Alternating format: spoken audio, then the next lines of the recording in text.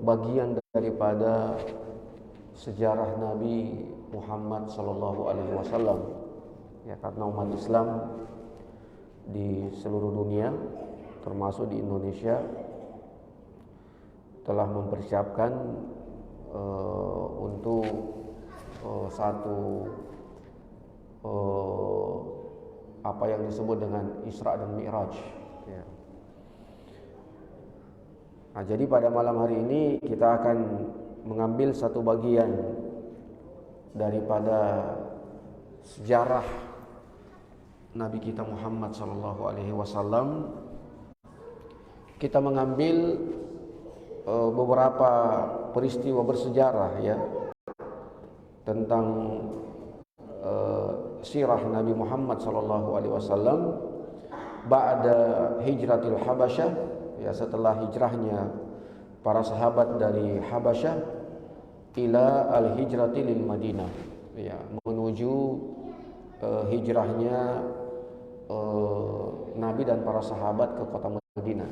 Nah, itu bagian yang kita akan ambil peristiwa-peristiwa bersejarah ya. Jadi peristiwa bersejarah yang kita akan ambil di sini yaitu dari sejak kembalinya para sahabat dari hijrah ke negeri Habasyah, ya. Hijrah yang kedua berarti karena para sahabat itu 2 kali hijrah. Nah, sekarang kita akan memulai memasuki beberapa peristiwa yang bersejarah dari sejak berakhirnya hijrahnya para sahabat dari Habasyah dan akan berhijrahnya Nabi ke Madinah dengan para sahabat. Nah, kita akan mengambil di situ ada beberapa peristiwa yang terjadi ya antara dua waktu itu. Ya, jadi waktu setelah pulangnya para sahabat dari Habasyah dengan waktu Nabi dengan para sahabat akan hijrah ke Madinah. Nah, ternyata di rentan waktu itu ada beberapa peristiwa bersejarah yang terjadi. Ya, rentan waktu sahabat kembali dari Habasyah dengan akan hijrahnya Nabi ke Madinah. Peristiwa bersejarah yang pertama yang terjadi adalah ya syadidud difa an ibni akhihi Rasulullah sallallahu alaihi wasallam. Ya, jadi dikatakan bahwa Abu Thalib yang wafat ini, yang meninggal ini pada tahun 10 kenabian, itu adalah orang yang begitu sangat memberikan pembelaan kepada Nabi sallallahu alaihi wasallam. Ya, jadi paman beliau Abu Thalib ini adalah orang yang paling syadidud difa. Ya, syadidud difa itu artinya yang paling sangat memberikan ya pembelaan kepada Nabi Muhammad sallallahu alaihi wasallam. Wa kanat Quraisyun la tastati'u an tanala an-nabiyya bi adza fi nafsihi tilata hayati Abi Thalib ihtiraman lahu wa haibatuhu. Ya, jadi dikatakan bahwa ya orang-orang Quraisy ya tidak bisa memberikan satu bentuk permusuhan kepada Nabi sallallahu alaihi wasallam semasa hidupnya Abu Thalib. Ya, jadi semasa hidupnya Abu Thalib maka tidak seorang pun dari orang Quraisy itu mampu memberikan permusuhan kepada Nabi. Ya, menyakiti Nabi mereka tidak bisa, mencelakakan Nabi mereka juga ketakutan.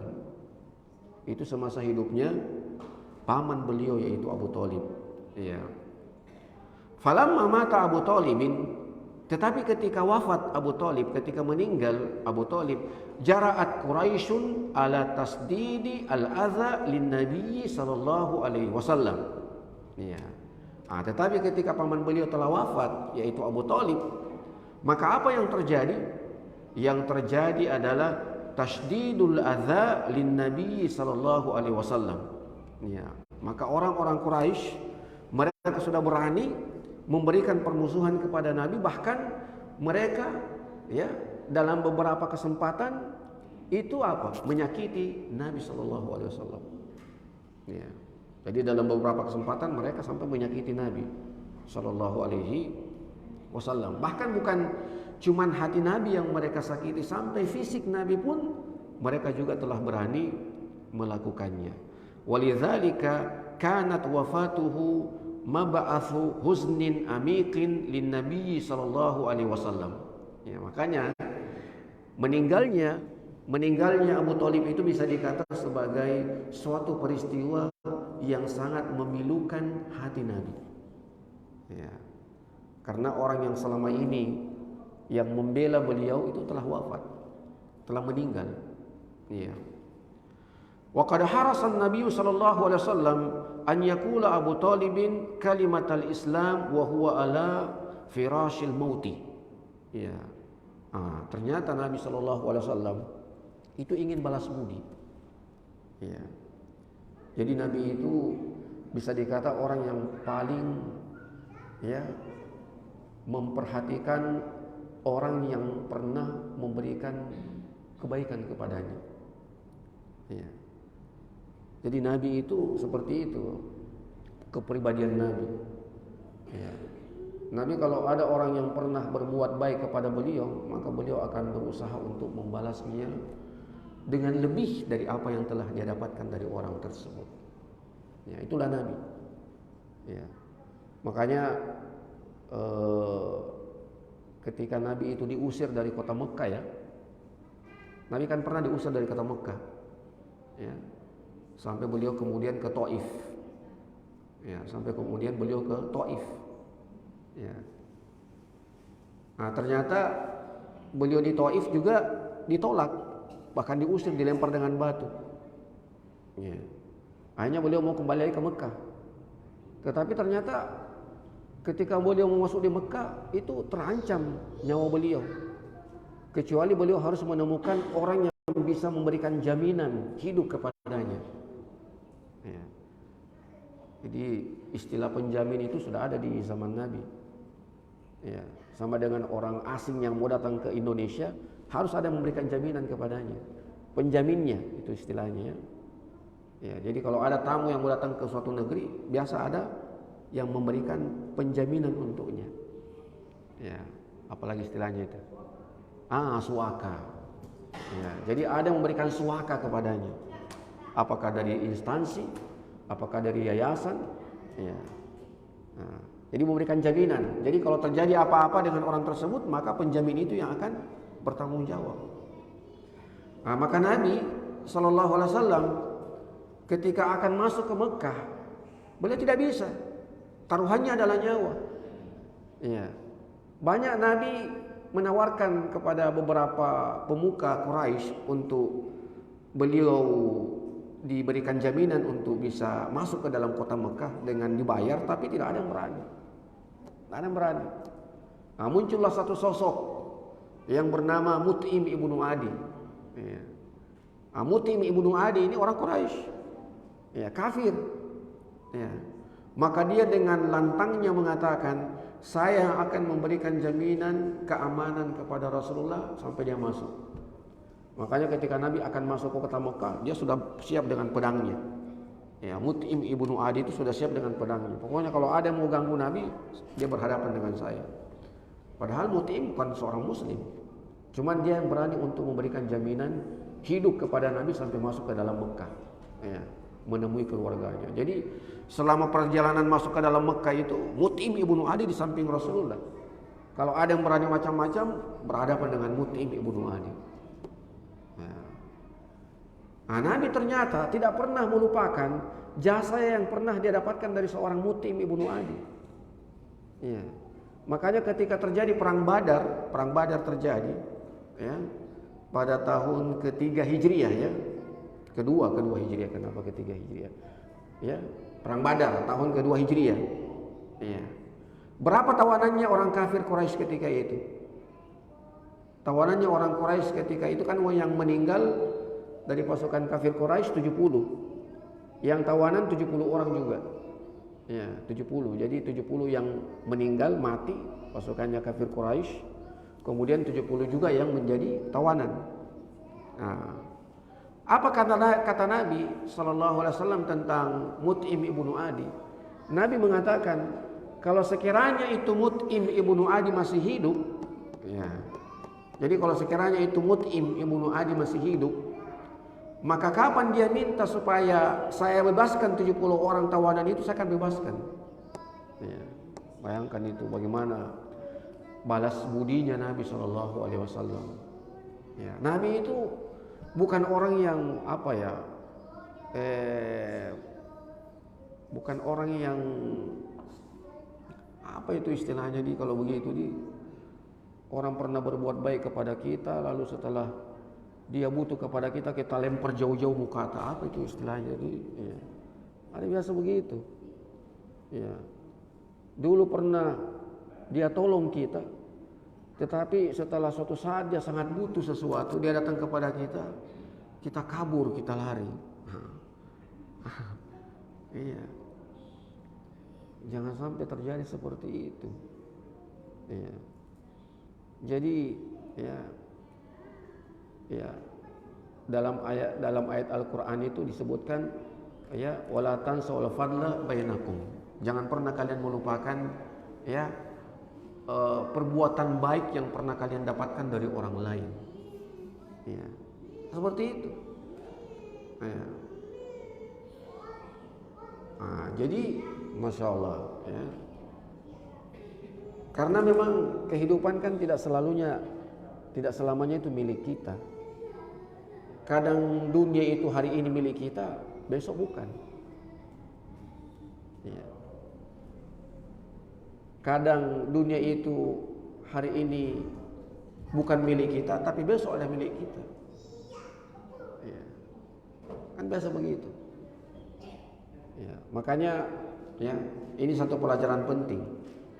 Ya, sehingga disebutkan bahwasanya wa qad harasan Nabi sallallahu alaihi wasallam an yaqula Abu Thalibin kalimatal Islam wa huwa ala firashil mauti. Maka datanglah Nabi setelah mendengar bahwasanya Abu Thalib itu akan wafat. Ya. Jadi Nabi itu langsung datang, masuk ke dalam kamarnya Abu Thalib. Ya, karena dia ingin balas budi. Ya. Dia ingin pokoknya kebaikan yang pernah dia dapatkan dari seorang Abu Thalib, saya harus balas. Apa yang harus saya lakukan? Dia harus masuk Islam. Jadi itu luar biasa itu. Ya.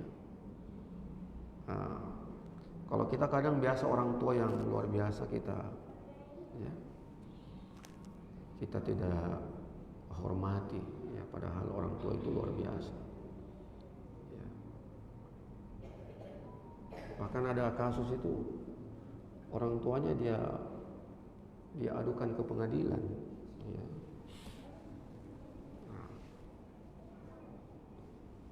Bukan di Goa, di Maros terjadinya. Ya. Saya kira ceritanya itu sempat viral ya. Sempat viral kisahnya. Ya. Anak menuntut bapaknya karena masalah tanah. Nah, itu dituntut ke pengadilan. Itu sempat ramai dulu itu beritanya. Nah, jadi padahal dia lahir karena orang tuanya. Tapi setelah dia dewasa, malah dia ingin mencebloskan dia punya bapak ke dalam penjara. Nah, itu kan satu kedurhakaan yang luar biasa itu. Ya. Nah, jadi wa qad harasan Nabi sallallahu alaihi wasallam an yaqula Abu Thalibin kalimatal Islam wa huwa ala firashil mauti. Fa aba. Sayang sekali Ya. Sayang sekali Abu Thalib menolak. Khasyatan an yalhaqahu al-ar min qaumihi. Ya. Jadi ternyata Abu Thalib itu takut jangan sampai dia akan mendapatkan celaan dari kaumnya. Ya. Jangan sampai dia akan mendapatkan celaan dari kaumnya, sehingga dia menolak untuk mengucapkan kalimat la ilaha illallah. Ya.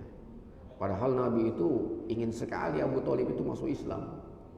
Ya, ingin sekali, karena dia tidak bisa membalas jasa dan berbagai kebaikan yang telah dilakukan oleh paman beliau kepadanya. Ya. Nah, tapi ternyata sayang kembali ya bahwasanya hidayah itu kembali semuanya di tangan Allah Subhanahu wa taala.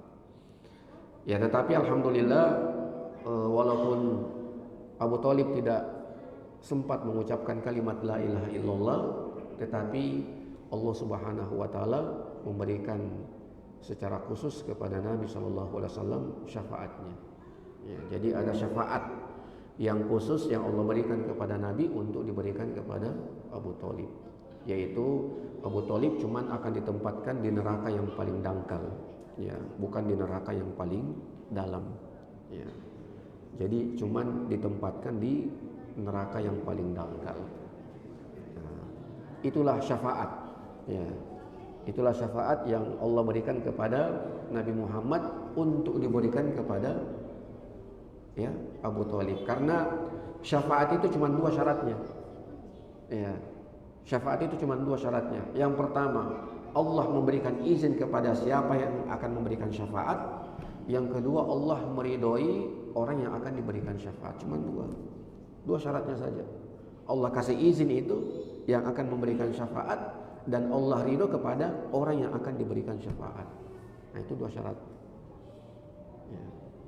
Sama dengan kita ya, kalau kita misalnya kepala sekolah, ya, nah, kepala sekolah, ya, ada malam syafaat, ya, malam kelulusan, ya, ini. Nah, dia tidak akan bisa lulus kalau tidak ada izin dari kepala sekolah. Ya, dan kepala sekolah pasti lihat, oh ini, oh bagus ini anaknya ini, nah, dia ridho itu anaknya itu, kasih syafaat akhirnya lulus. Ternyata boleh juga ya. Boleh itu kepala sekolah itu.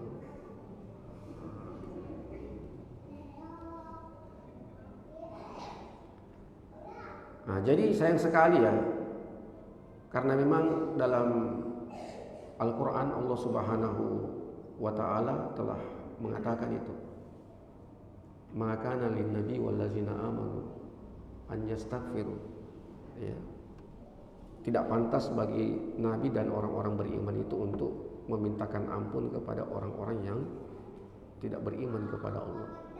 Min ba'di an tabayyana annahum ashabul jahim, setelah jelas bahwa mereka itu adalah orang-orang yang akan dimasukkan ke dalam neraka. Jadi ya memang ada ayat yang mengatakan seperti itu.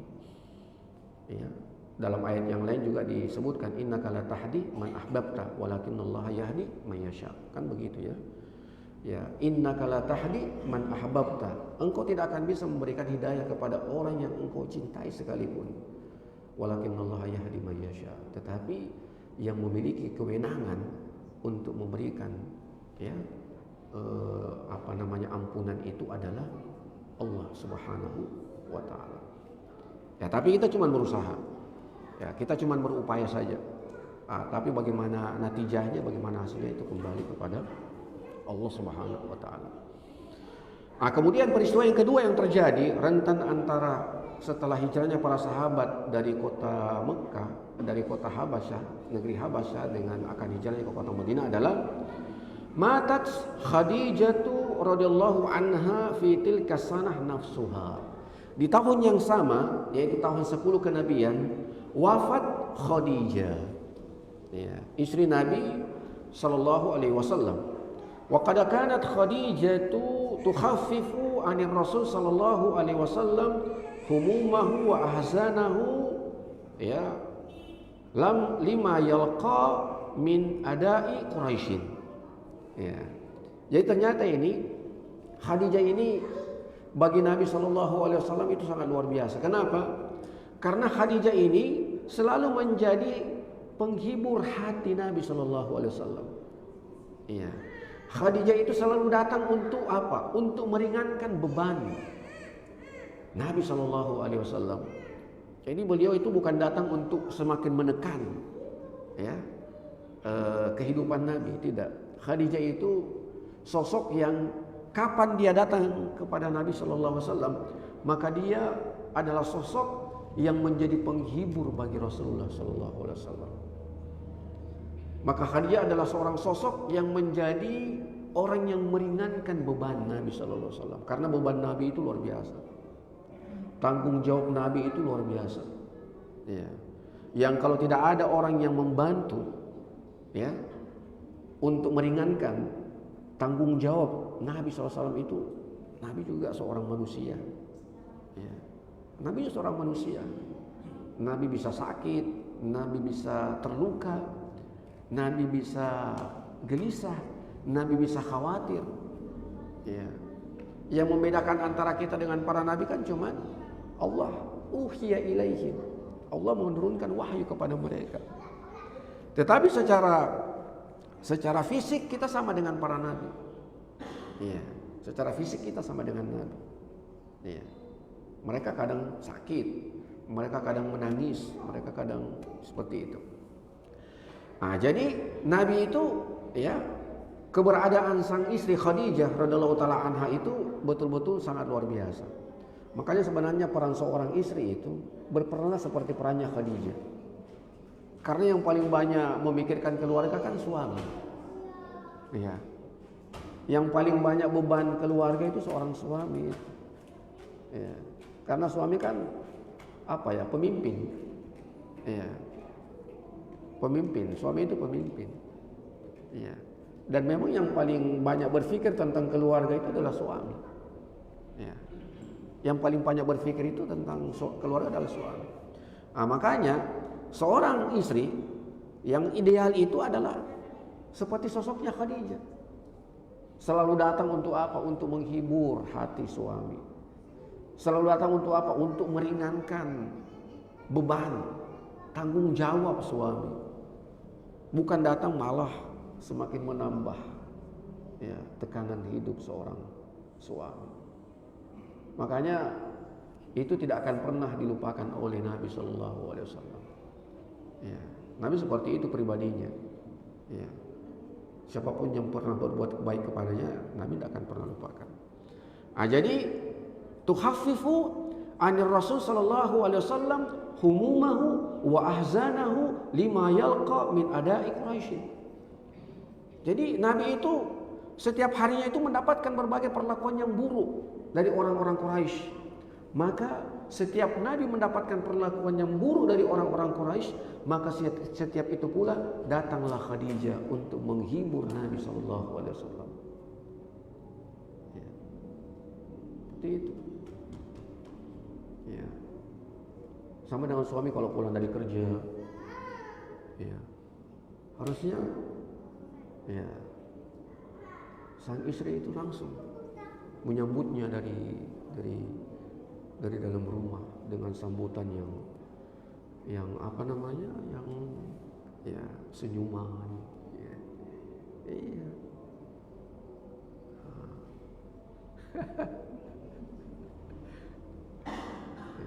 Saya pernah dengar orang-orang Jepang, Allahu alam ini, siapa tahu ada yang pernah dari Jepang di sini. Ya. Saya pernah dengar bahwasanya istri-istri di Jepang itu kalau suaminya pulang dari kantor, dari kerja, itu sang istri sudah menyiapkan satu nampan yang berisi air yang hangat. Kemudian kaki sang suami itu langsung ditempatkan di situ, pijit-pijit. Ya. Itu di perempuan Jepang itu. Padahal mereka bukan muslimah, tapi mereka tahu bagaimana cara menghormati suami. Ya. Mereka tahu bagaimana cara meringankan tanggung jawab suami. Iya. Saya seumur umurku belum pernah mendapatkan seperti itu. Iya.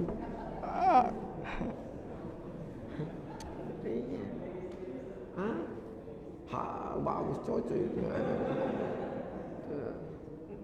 Iya. Jadi suami datang itu sudah siap semua makanan. Jadi plong hati suami. Cuma kita biasa datang, sudah tinggal sisa ini air. Tinggal dia punya ampas-ampas awe. Harusnya itu, iya.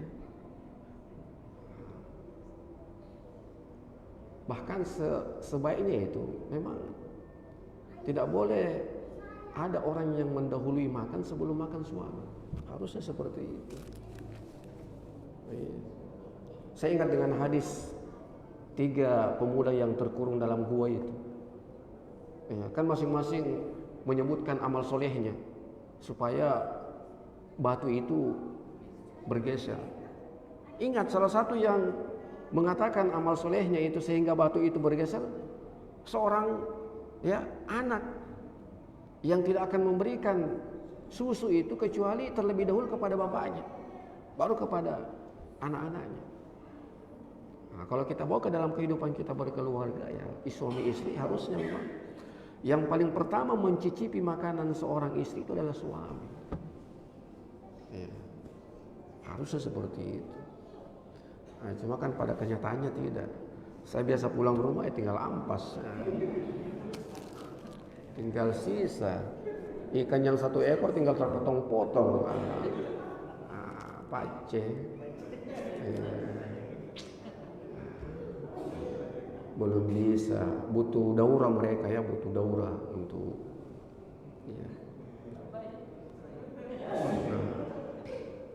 saya dengar seperti itu di Jepang. Nggak tahu kalau ada yang punya pengalaman-pengalaman lain, ya, bagaimana istri itu terhadap suami.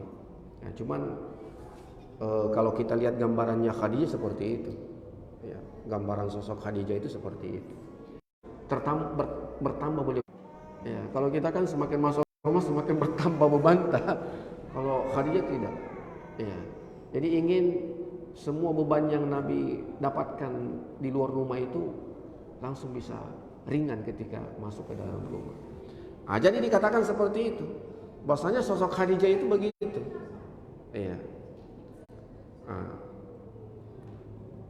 Jadi Khadijah itu begitu sangat luar biasa. Falamma matat hazina 'alaiha huznan syadidan. Ketika wafatnya Khadijah, maka Nabi itu dikatakan huznan syadidan. Huznan syadidan artinya kesedihan yang sangat mendalam. Jadi kesedihan yang sangat mendalam karena Nabi itu akan terus mengingat kebaikan-kebaikan daripada Khadijah.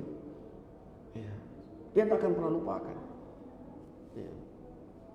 Langsung dia bilang, aduh, mungkin kalau bahasa kita siapa lagi yang akan meringankan bebanku? Siapa lagi yang akan datang kepadaku ketika saya sedih?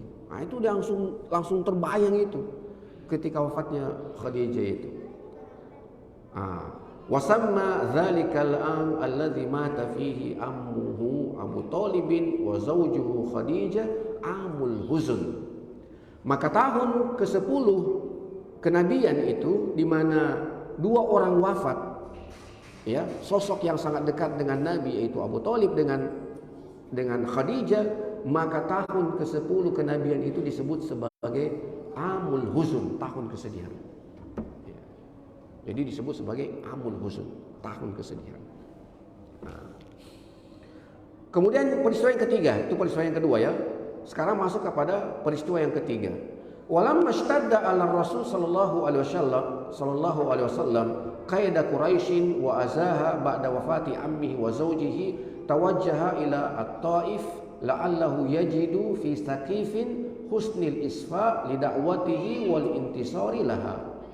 Jadi ketika 2 orang sosok tadi sudah tidak ada lagi, tidak ada lagi Abu Thalib, tidak ada juga lagi Khadijah, maka Nabi SAW karena tekanan beban yang semakin berat beliau rasakan di Mekah, maka beliau tinggalkan Mekah. Beliau tinggalkan Mekah dengan harapan bahwa ada di luar Mekah itu yang bisa menerima beliau. Maka beliau berangkat menuju Bani Saqif.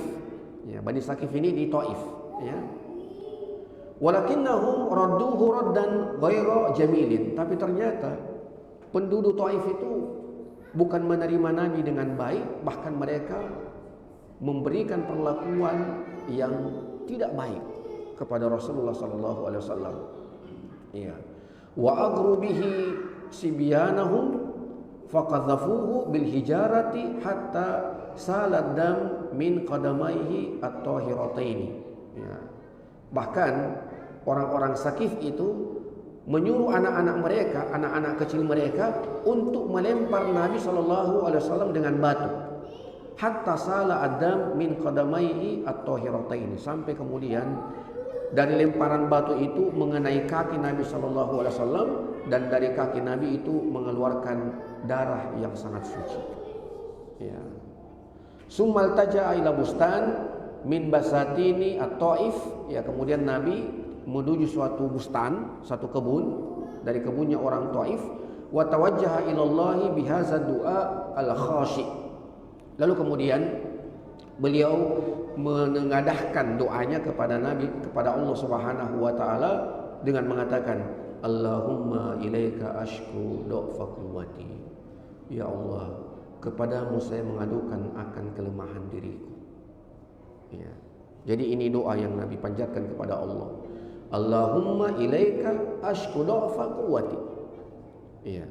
Ya Allah, cuman kepadamu saya mengadukan akan kelemahan diriku. Nah, di sini pelajaran penting bahwasanya segala apa yang kita butuhkan, ya, maka tempat kita meminta adalah Allah Subhanahu wa taala. Ya. Jadi Nabi mengatakan, Allahumma ilaika ashku dha'fa quwwati. Ya Allah, kepadamu saya mengadukan akan kelemahan kekuatanku. Wa qillata hilati. Ya. Dan kurang mampuku untuk bisa, ya, meyakinkan mereka akan kebenaran Islam. Qillata hilati. Hila itu artinya kemampuan kita. Ya.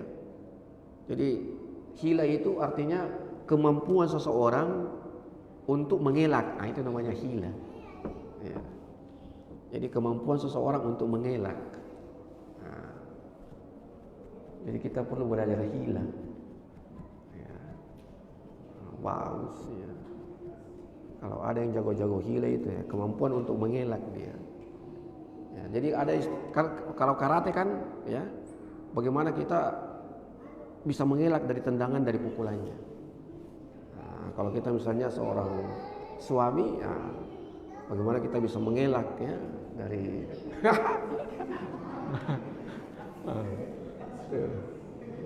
ya. Tapi susah, ya. Ditahu mi kita punya kelemahan toh, ya. Jadi nak tahu mi anuta apa titik-titik kelemahan tak. Jadi ya, mana tadi itu? Aduh, lupa lagi. Ini masalah hile ini, gara-gara hile ini. Ya.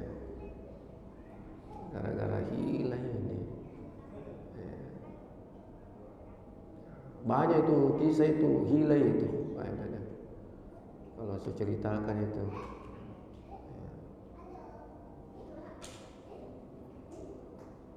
Ada itu juga Ustadz, ya, dia bilang mau pergi dakwah daerah, ternyata ya, itu namanya hila itu, ya. Tapi ketahuan juga.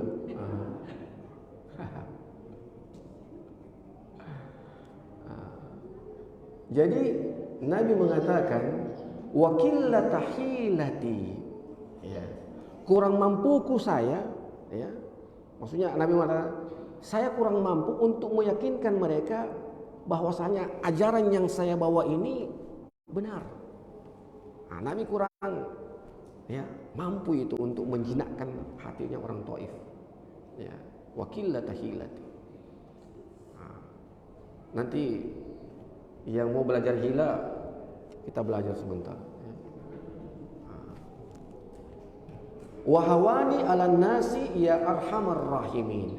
Nabi juga mengatakan wahawani ala nasi ya arhamar rahimin, dan lemahnya diriku menghadapi mereka. Ya.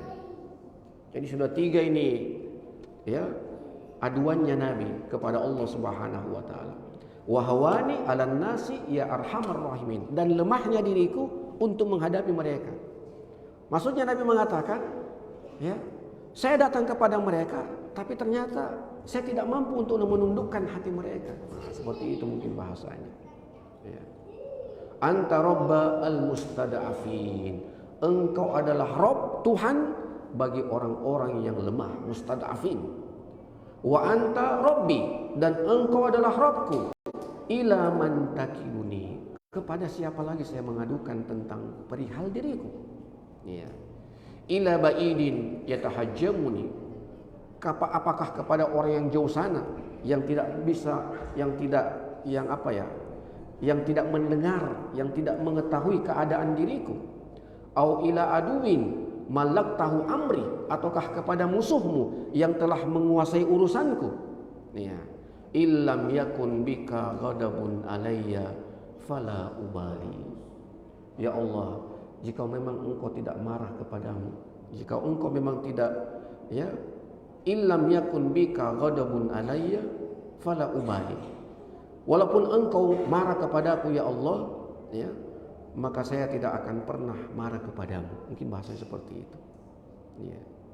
Kan dianggap, ya, Nabi mungkin merasa ya bahwasanya Allah marah ini kepada saya, karena seharusnya saya datang kepada mereka, ya, walaupun mereka sakiti, tapi saya tinggalkan mereka. Ya, tapi saya tinggalkan mereka.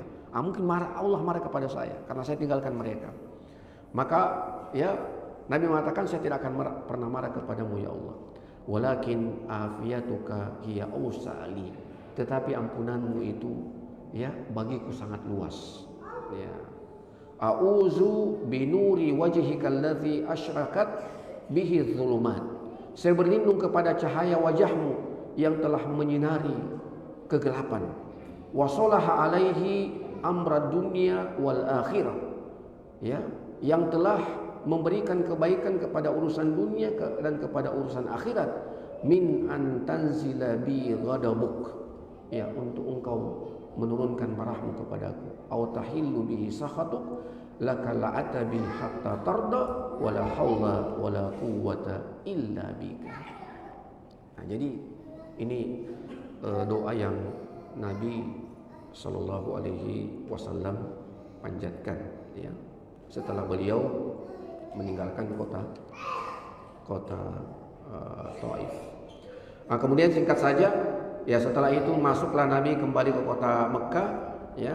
Tetapi di situ ada dua peristiwa besar yang terjadi.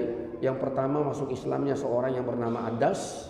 Ya, jadi ada seorang anak kecil itu masuk Islam, namanya Adas. Ya, jadi ketika Nabi singgah di dalam satu kebun kurma karena capek dari Taif, kemudian dilihat oleh Adas, datang Adas membawa kurma, kemudian Nabi makan membaca bismillah, maka heran Adas, apa itu? Maka Nabi jelaskanlah bismillah itu. Akhirnya Adas itu masuk Islam. Ya. Yang kedua, Nabi singgah di satu lembah di mana Nabi membaca surat Al-Jin, kemudian datang sekelompok bangsa jin yang mendengarkan ayat Al-Quran, kemudian mereka masuk Islam. Ya. Nah, jadi setelah itu Nabi masuk ke kota Mekah kembali dengan pengawalan seorang Mut'im ibnu Adi. Nah, jadi Mut'im ibnu Adi yang tadi kita cerita, dialah yang datang dengan berani, dengan lantang mengatakan kepada orang-orang Quraisy, saya yang akan memberikan jaminan hidup kepada Rasulullah sampai dia masuk ke dalam rumahnya. Maka tidak ada yang berani untuk mengganggu Rasulullah Sallallahu Alaihi Wasallam. Nah, kemudian singkat saja, peristiwa yang terjadi setelahnya itu adalah peristiwa Isra dan Mi'raj. Ya, jadi setelah Nabi kembali ke kota Mekah, kemudian terjadilah peristiwa Isra dan Mi'raj, yaitu peristiwa di mana Nabi Muhammad SAW diangkat oleh Allah, ya, atau diminta oleh Allah untuk menemuinya. Ya, jadi Allah meminta kepada Rasulullah untuk menemuinya, tapi bukan di dunia, tetapi di di langit, di Baitul Ma'mur. Ya, di Baitul Ma'mur Nabi bertemu dengan para nabi sebelum Nabi bertemu dengan Allah Subhanahu wa taala. Ya, disebutkan Nabi bertemu dengan Nabi Adam di langit yang pertama, kemudian langit yang kedua Nabi bertemu dengan Nabi Isa, ya, dan Nabi Yahya, kemudian langit yang ketiga Nabi bertemu dengan Nabi Idris, kemudian Nabi yang keempat, langit yang keempat Nabi bertemu dengan Nabi Harun, ya. Kemudian yang keenam Nabi bertemu dengan Nabi Musa, langit yang ketujuh Nabi bertemu dengan Nabi Ibrahim, Ya, setelah itu Nabi ke Sidratul Muntaha. Ya, setelah sampai di Sidratul Muntaha, Nabi naik lagi ke yang paling atas, yang paling tertinggi, yaitu Baitul Ma'mur. Nah, di Baitul Ma'mur itulah kemudian Nabi mendapatkan perintah untuk melaksanakan sholat. Ya. Jadi perintah pertama itu sholat 50 kali sehari semalam, tetapi diberikan keringanan sampai 5 kali sehari semalam. Ya, tetapi yang 5 kali sehari semalam ini sama dengan 50 kali sehari semalam.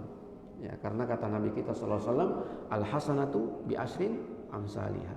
Setiap satu kebaikan itu akan dilipat gandakan sampai 10 kali kebaikan. Jadi kalau hitungannya 5 itu sama dengan 50. Jadi ini saya kira cukup ya, karena sudah cukup ya maksudnya Hasan nih. Ya, saya kira cukup. Sebenarnya masih ada di sini ya.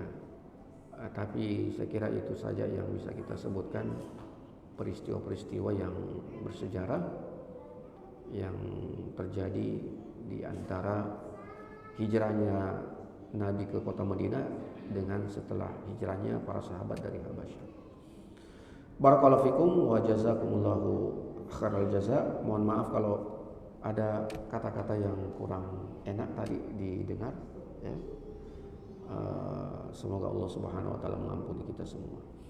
Demikian wasallallahu ala nabiyina Muhammadin wa ala alihi washabbihi wasallam. Walhamdulillahirabbil alamin. Assalamualaikum warahmatullahi wabarakatuh.